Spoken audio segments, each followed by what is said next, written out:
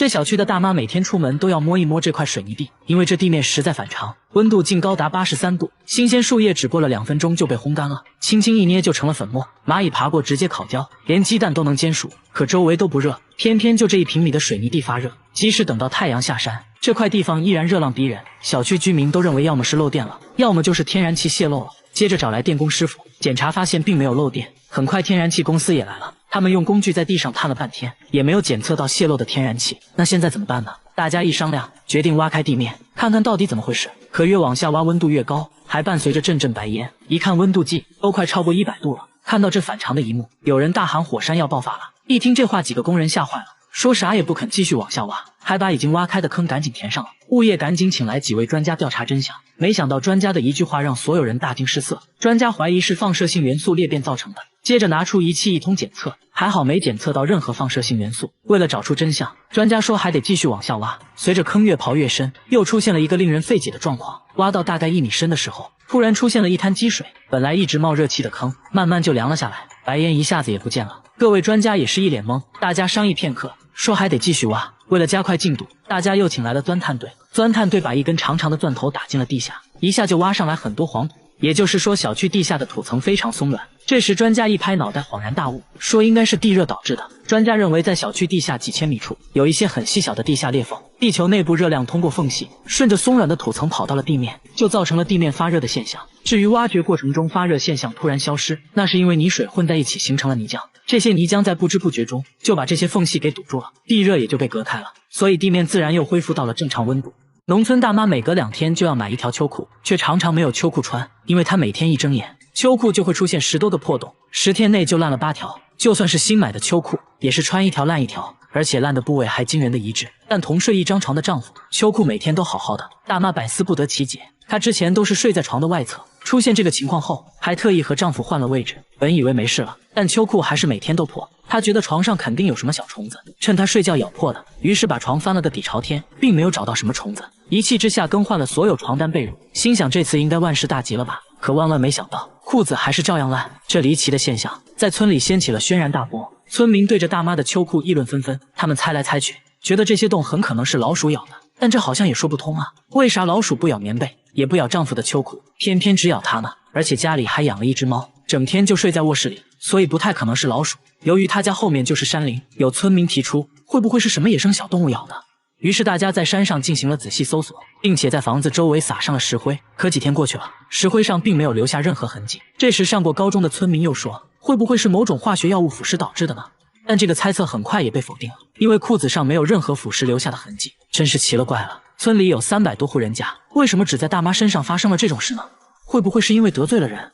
丈夫说，如果是有人蓄意报复，唯一通道就是屋后的这扇窗户，但窗户非常结实，不可能有人能通过。一番分析下来，排除了能想到的种种可能，仍然找不到答案。但秋裤依旧每天破洞，事情变得越来越离奇。最后大家找来了专家，专家看着破洞边缘形状，认为很有可能就是老鼠咬的。至于为啥不咬丈夫的秋裤，专家猜测老鼠可能之前在打窝的时候用到了大妈一些衣物，就比如破袜子之类的，并逐渐对衣物上的气味形成了条件反射。最近频繁咬秋裤，可能是他又做了新窝，急需装修，于是就出来寻找熟悉的气味，就这样看中了大妈的秋裤。我觉得这个解释还是比较合理的。大妈肚子里竟然长了一朵花，花瓣清晰可见，甚至还有花粉，每次上厕所都伴有阵阵花香，连工作50年的医生都没想到，这竟然是由于一件小事造成的。大妈说最近肚子经常伴有一股钻心的疼痛，感觉有什么东西正在肚子里生长，来医院通过胃镜一看，果然发现了异常。刚开始呢以为是未消化的生菜叶，但随着检查的深入，发现问题并不简单，一朵完整的花呈现在眼前，花瓣花蕊清晰可见，检查的过程中还脱落了一片花瓣，可以肯定这就是一朵真正的花，看着就像在胃壁上长出来的，而且胃壁上还发现了几个奇怪的白点，还真有点像花朵的根茎，但胃里怎么可能开花呢？正常来说，即使花朵偶然进入体内，很快就会被胃液消化掉。医生百思不得其解，接着询问了大妈最近的饮食习惯。大妈说为了过年回家相亲，最近呢在努力减肥，只喝了大量的水，没事的时候就去修剪鲜花。然后我们就在花篮里找到了同款花朵，大小一模一样，我们怀疑她不小心吃下了花蕾，在胃里正好开了花，但想想呢也不太可能。大妈还说自己修剪花朵的时候不断打喷嚏，这时呢医生想到了另一种可能能。医生说，如果喷嚏碰脚打落了花朵，花朵就有可能掉进水杯里，不小心就被喝了下去。正是因为喝了大量的水，胃液被稀释，不足以腐蚀花朵，花朵就得以完整保存。为了验证这一猜测，医生还做了测试，让实验对象喝了大量的水，随后吞下几朵花，接着来做胃镜检查。胃镜里果然看到了一片花瓣，继续深入检查，但始终没有看到其他的花瓣。像大妈一样保存完整的属实罕见，医生表示一定是多种因素综合在一起，才导致了这种巧合。本准没用100斤橙子捕杀狒狒，手法非常奇特。他这一去，让整个深山的狒狒都崩溃了，他们的表情足以说明一切。猎人先在树下布置了100斤橙子，橙子鲜艳的颜色很快就能引起狒狒的注意。猎人只需要埋伏在树上，等待狒狒上钩。结果等了1小时，狒狒没引来，倒先引来了2只猴子。他们并没有发现猎人，猴子在这里同样也很泛滥。猎人并没有手软，举起吹箭瞄准猴子，一击命中。猴子并不是他的目标，只能等待狒狒出现。远处一只狒狒终于发现了橙子，同时也发现了他，不停地发出警示。看来还是太小瞧狒狒了，在树上蹲守的方式明显不行。3天后，猎人换了个地方，再次布置了大量橙子。这次猎人学聪明了，在橙子面前搭了一个小木屋，这样就把自己完美隐藏了起来，而且距离猎物更近，更容易击中目标。不过呀，还是猴子先来到了这里，他们警觉性比较差，只顾埋头吃橙子。猎人顺利刺中了一只猴子，其他猴子四处逃窜。没过多久，一个狒狒族群发现了这里，周围不停传来狒狒的叫声，可以看到这些都是年幼的狒狒。猎人现在要做的就是等待狒狒头领的出现。很快，狒狒头领走了过来，其他狒狒纷纷躲开。头领看着非常强壮，如果不能一击命中的话，可能会对猎人发起攻击，后果很严重。现在时机成熟，猎人缓缓把吹箭瞄准了他，头领没有任何察觉，还不停地驱赶其他狒狒。头领近在咫尺，就是现在。猎人精准射中他的心脏，但他好像没有太大反应，在木屋前来回徘徊，最后还是没挡住橙子的诱惑，继续拿走了一个橙子。但就在这时，他开始摇摇晃晃，没走几步就倒下了。不过猎人判断错了，这时一只更强壮的狒狒走了过来，看起来这个才是狒狒头领。他环顾四周，显得很谨慎，橙子对他有着致命的吸引力，很快就吃得忘乎所以了，这正好给了猎人下手的机会。效果立竿见影，这个族群的狒狒都远离了这里。据他观察，当地有3个狒狒族群，他的目标就是猎杀族群的头领，只有把首领干掉，新头领才会领着族群去其他地方生活，可以有效地控制当地的狒狒数量。所以猎人继续等待其他狒狒族群的出现。过了很长时间，另一个族群的狒狒发现了这里，一只强壮的狒狒头领走了上来，他根本不知道之前发生的一切，吃得津津有味。猎人再次举起了吹箭，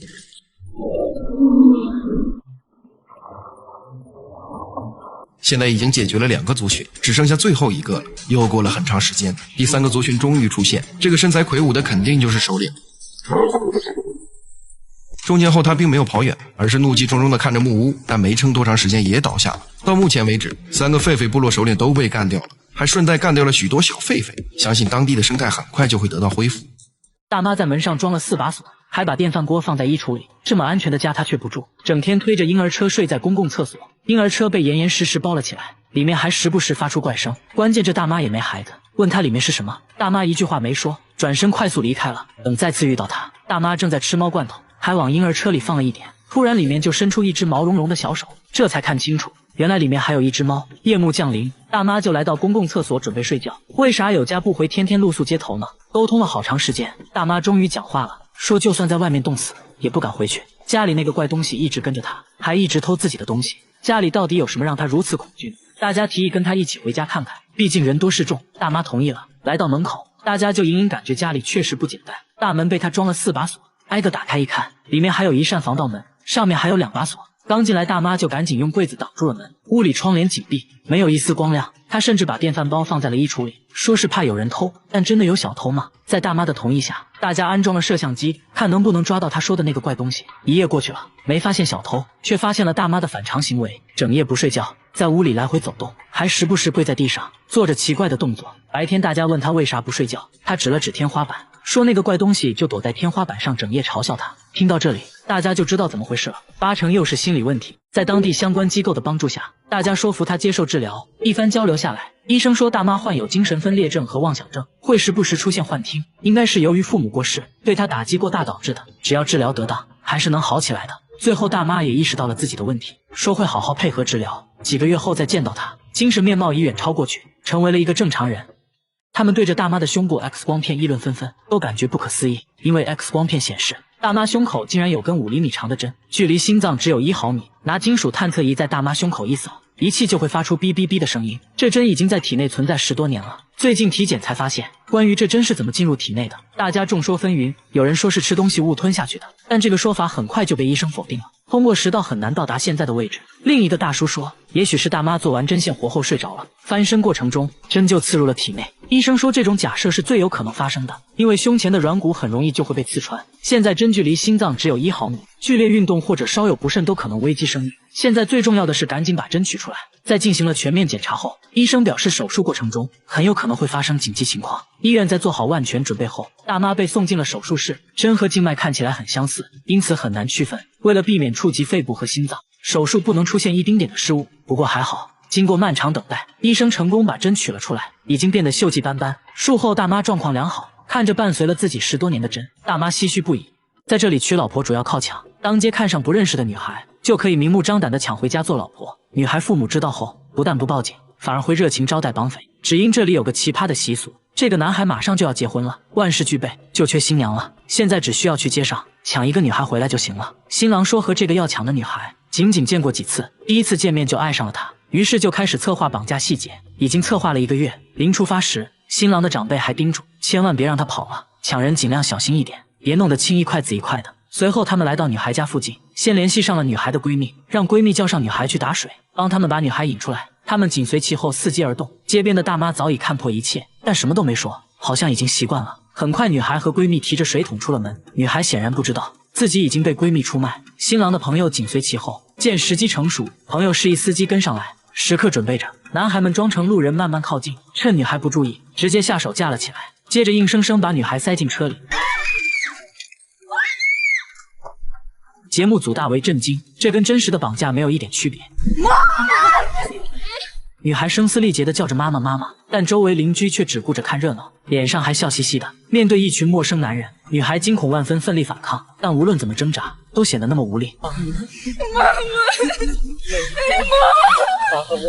男孩们笑着安慰女孩，说早晚都得结婚，可谁结不是结呀？这个穿白衬衫的就是新郎，他一言不发，内心早已乐开了花。回到新郎家就看到新郎的亲朋好友早已到场，大家一片欢声笑语，都在等待新娘下车。女孩死死把住车门，但还是被男人们狠狠拖下了车，像拖一件货物一样，看着无比绝望。拖进婚房后，男人们的任务就完成了，剩下的就交给新郎的7大姑8大姨了。女性长辈的任务是说服女孩同意结婚，他们把女孩团团围住，轮番规劝，给女孩画饼说以后会幸福的，说着还强行给女孩戴上头巾，这意味着女孩即将变成已婚妇女。女孩一心只想回家，哭声里充满了绝望。长辈们也不着急，说服过程可能会持续几个小时，甚至几天，会把女孩一直软禁在这里，直到同意结婚为止。几个小时后，女孩稍微平静了一些，还接受了长辈们给的食物，看起来已经妥协了。接下来就要去搞定女孩父母，男方带上1只羊作为彩礼，出发去了女孩家。大概的流程是，来到女孩家就先道歉，对不起，我们绑架了你的女儿，现在马上就要结婚了，所以来给你说一声。他们在门外等了好久，女孩父亲终于开了门，显然已经知道了怎么回事，表情看起来很平静，不仅收下了礼物，甚至还热情款待了他们。女孩妈妈说，虽然感觉失去了一些东西，但还是很开心的，相当于自己多了一个儿子，还说自己就是被女孩父亲绑来的。看得出来，这里的人都已经接受了这种抢亲传统，认为这种抢亲是很神圣的。最后为了孩子们的幸福，两家人举杯庆祝。从第2天开始，女孩就要承担起照顾家庭的责任，忙前忙后照顾男方一大家子。记者看得很迷惑，感觉像是男方家里新来了一个保姆一样，但新娘并没有任何埋怨，已经默默接受了这一切。在吉尔吉斯斯坦，绑架新娘是一种传统的结婚方式，这里将近1半的妻子都是抢来的，但其实也发生过很多女孩因为绑架后自杀的情况，当地也有很多人抗议这种陋习，但无济于事，女孩们完全没有选择权。不知道这是不是女孩的悲哀。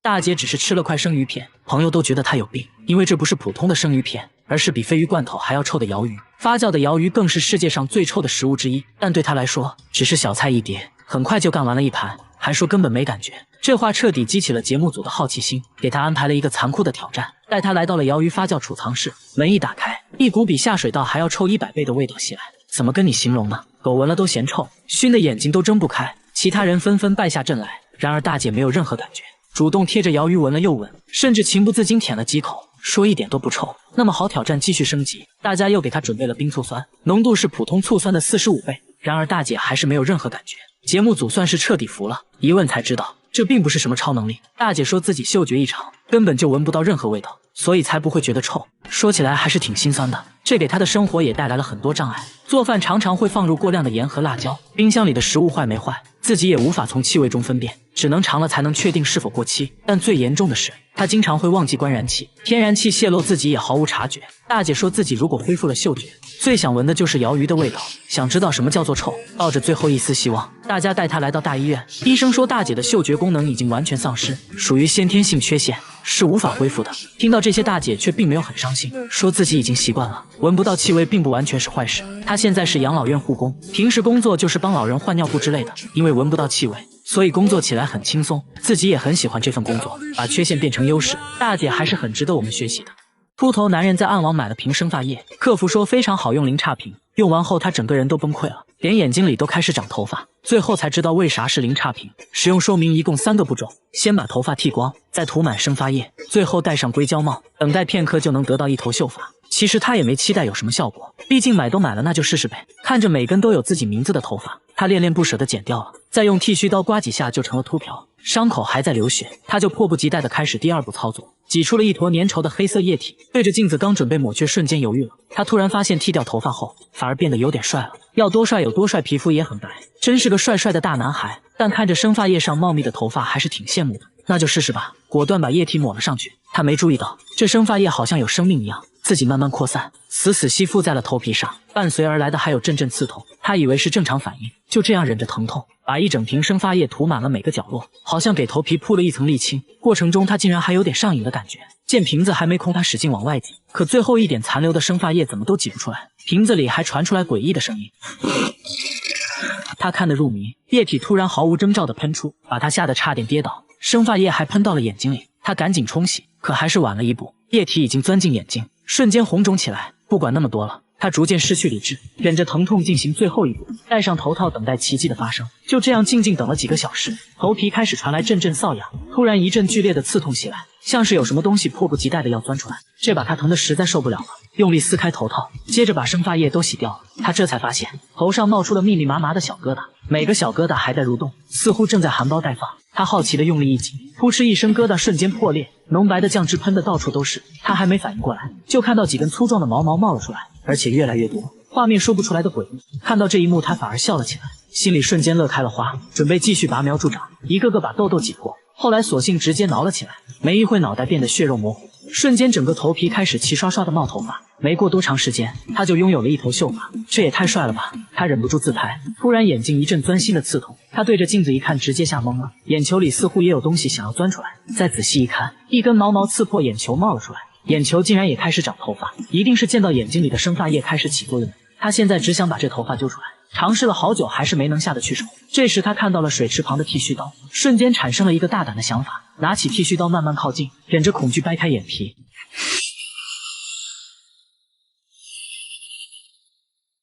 一刀下去，还真把头发刮掉了。可还没高兴一会，眼睛再次刺痛起来，整个眼球内都在冒头发，他疼得脚下一滑，直接撞昏了过去。吹风机也不小心被打开，在吹风机的持续加热下，眼睛里的头发肉眼可见的变长，连塑料浴帘也被点着了。幸运的是他终于醒了过来，这时他全身上下都长满了浓密的毛发，吓得赶紧从浴室逃到客厅，打电话质问客服生发液到底怎么回事。电话还没接通，火就冲了过来，家里瞬间变成火海，最终他被大火吞噬。看着手中的生发液，他这才明白为什么这款产品没有一个差评，因为用过的人都死掉了。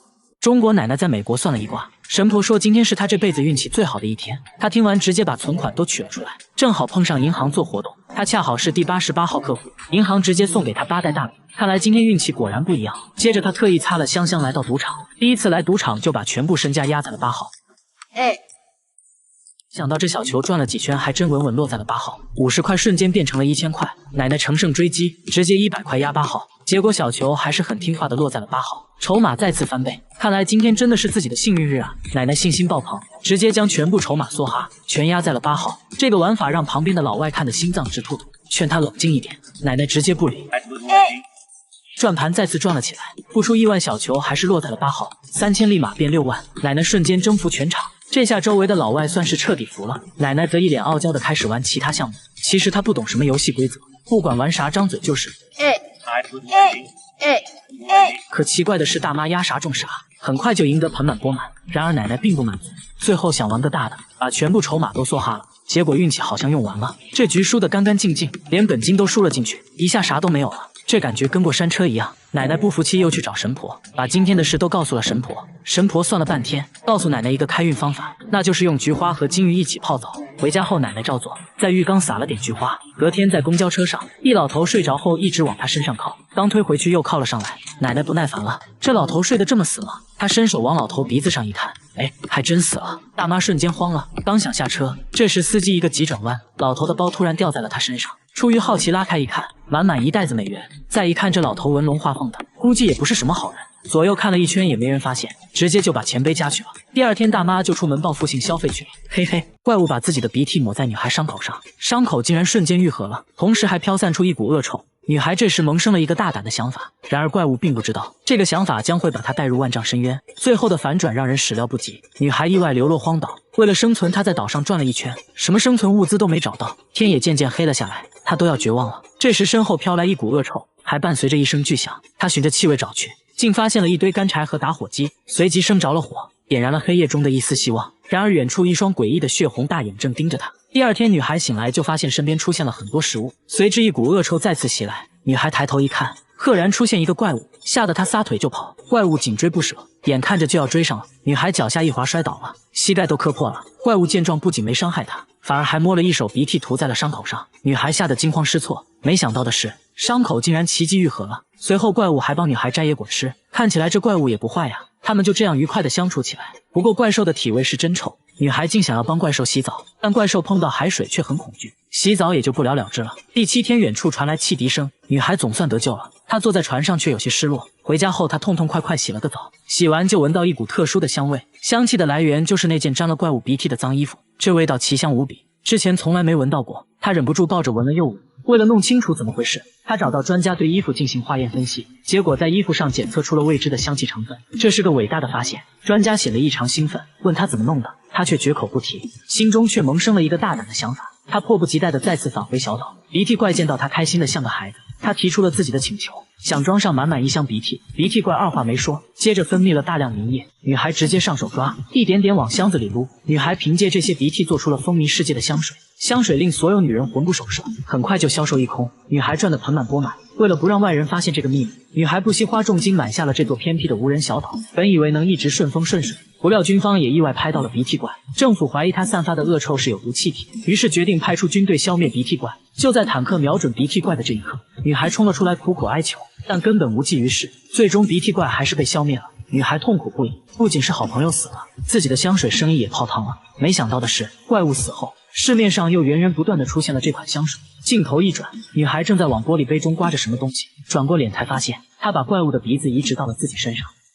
你的2颗门牙中间发生了蛀牙，一张嘴就像卡在牙缝里的奥利给。医生看了一眼，二话没说，连麻药都没打，直接上钻头先把腐质去掉。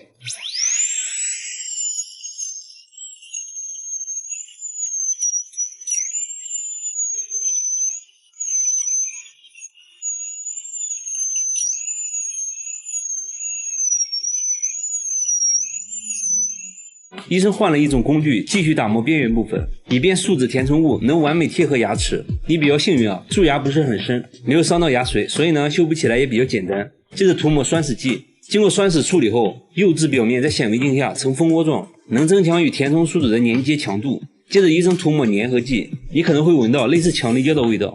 接着医生使用光固化灯照射，让粘合剂快速固化。接下来在牙缝中放置一个薄膜隔开。现在呢开始填充树脂。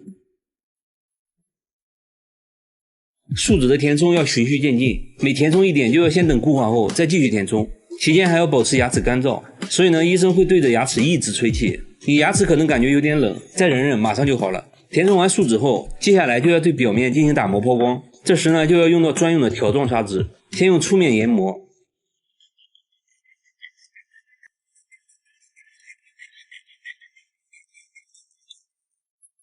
随后移到光滑的一面再磨一次，另一颗牙齿也做同样的操作。这还没完，医生又换上了专用砂轮继续打磨。经过这一系列的操作，完全看不出修补的痕迹，到这里蛀牙就修复好了，记得好好刷牙。你这颗牙已经烂透了，为了能啃骨头，你准备花2万块钱种一颗牙。整个种牙过程需要持续半年左右，但最后的成品惊艳了我。首先呢，要把坏牙拔掉，牙齿比较松动，直接上钳子，很轻松就拔了下来。现在呢，需要等待2到6个月，让牙槽骨恢复生长，填满空隙。6个月后开始进行种牙。第一步，进行断层扫描分析，对口腔进行全面检查以及确定种植方案。接着呢，进行麻醉和消毒。等麻药起效后，医生一刀就划开了牙龈，掀开牙龈，牙槽骨就露了出来。这些大大小小的钻头都是用来在牙槽骨上钻孔的。牙槽骨的表层骨质密集，比较硬，刚开始要选择8毫米的小钻头予以开孔。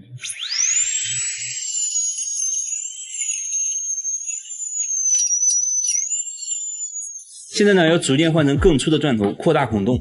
用粗钻头时转速一定要慢，否则呢会导致摩擦生热，烧毁骨细胞。过程中钻头还会一直喷出生理盐水，就是为了降温。现在呢，使用螺丝纹钻头将孔的上端继续拓宽，就是为了让孔洞和种植体完美契合。孔打好后，医生取来像螺丝一样的种植体，开始种植的时候要尽量调低转速，慢慢推进去，才不会使接触面骨细胞损坏。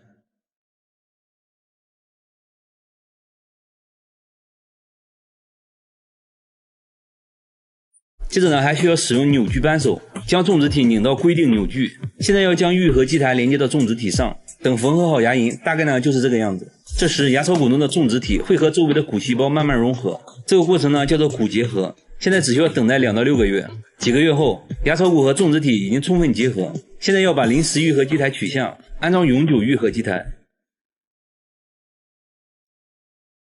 现在需要安装人工牙冠。人工牙冠中间的洞是为了以后修理种植牙的时候方便拧开里面的螺丝，但现在呢要先用树脂填充，接着用光固化灯照射固化。到这里你的牙就种好了，看起来呢和真牙一模一样。现在就可以去啃骨头了，记得好好刷牙。这是越南民间诡异的返老还童术，将80岁老头丢进烧红的大缸里，熬成蓝色的粘稠液体，再倒进人形模具里，瞬间呢就成了18岁的帅气男孩。这就是小伙的祖传手艺，可一旁的大叔不知道，这一逆天操作即将为他引来杀身之祸。这天穷困潦倒的大叔遇到一个走街串巷的小伙，小伙说自己的手艺是让人返老还童。大叔认为小伙疯了，说着呢就要走。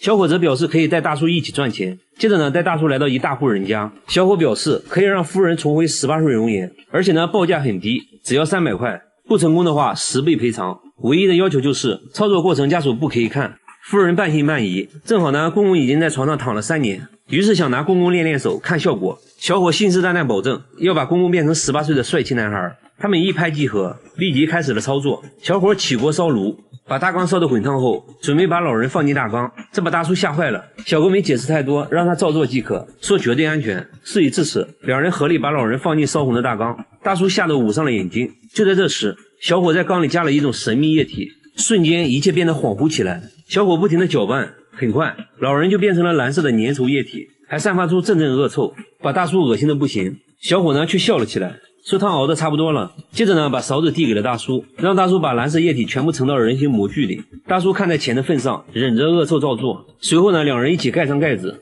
现在只需要静静等待5个时辰。1夜过后，模具开始晃动，动作越来越大，大叔吓得连连后退。小伙呢却笑颜逐开，看来那是成功了。打开模具，里面的人噌的一下坐了起来，老人果然变成了一个帅气男孩，甚至呢还做了发型。大叔终于信了，这不发财了吗？欢呼声把老爷夫人引了过来。夫人看到帅气小伙也感到不可思议。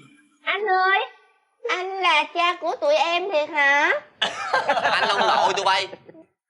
随后他们对老爷夫人都做了返老还童，他俩都变成了7岁小孩，两人也得到了巨额报酬。慢慢的他们名声大噪，生意也越来越多，赚得盆满钵满。可这时大叔却起了贪念，你看啊，整个流程自己早就学会了，只要独占这个人形模具，那不就发了吗？于是呢趁小伙熟睡，把他绑了起来，连夜带着模具跑路了。但大叔不会想到，这正好中了小伙的套路，等待他的将是万劫不复。第二天，大叔来到约定好的大户人家，这家的夫人想要重回18岁，没有太多废话，大叔按照小伙的步骤开始操作，没成想却出了大事。等待了6个时辰后，模具却一点反应没有，趴在上面仔细听，里面也没有任何声音。这时呢，屋外传来了老爷的敲门声，他这下真的慌了神。老爷带人冲了进来，他谎称18岁的老婆现在就在模具里，说完呢就偷偷溜走了。老爷赶紧招呼下人打开盖子，结果里面空空如也，看到缸里还有老婆的鞋子，瞬间明白了怎么回事，这是失败了呀。接着呢找人要把大叔抓回来。逃跑的路上，大叔突然被一道金光拦住了去路，抬头一看，正是小伙。原来这小伙是天神，为了考验人性来到人间。大叔不停的求饶，天神则表示自作孽不可活。说完呢，就化作一团火焰消失了。这时老爷手下也赶到了这里，要把大叔打死。就在这时，一句手下留情，众人发现夫人竟然回来了，看来是天神施法，大叔总算逃过一劫。所以说呢，做人不能太贪婪，